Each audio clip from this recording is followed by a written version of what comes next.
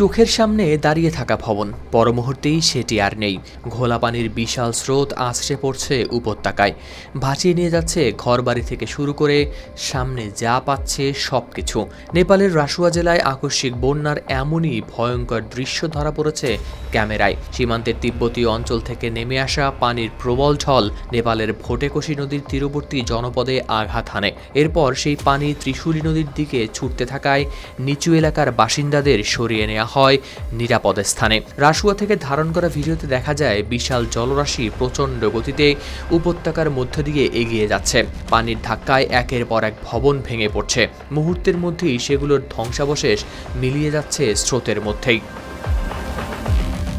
পাহাড়ের উপর থেকে ধারণ করা আরেকটি দৃশ্য আরও ভয়াবহ।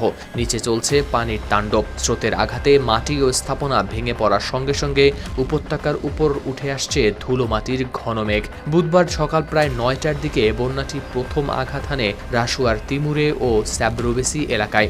এরপর পানি নোয়াকোট হয়ে এগিয়ে যায় ধাদিংয়ের দিকে।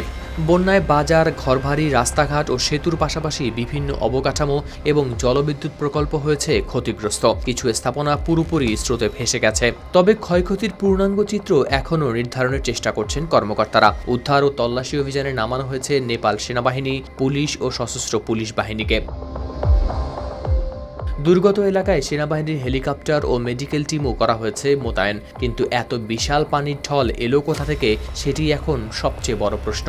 নেপালের জলবিজ্ঞান ও আবহাওয়া বিভাগ জানায়, স্থানীয় ভারী বৃষ্টিকে আপাতত প্রধান কারণ বলে মনে হচ্ছে না, কারণ আগের ২৪ ঘন্টায় রাসুয়ার বিভিন্ন এলাকায় ৭ মিলিমিটারে বেশি বৃষ্টিপাত রেকর্ড করা হয়নি। তাই উজানে কোনো হিমবাহ হ্রদ উপচে পড়েছে কিংবা এর প্রাকৃতিক বাঁধ ভেঙে বিপুল পানি নেমে এসেছে কিনা সেটিও খতিয়ে দেখছেন কর্মকর্তারা। হাওলাদার শামীম, RTV।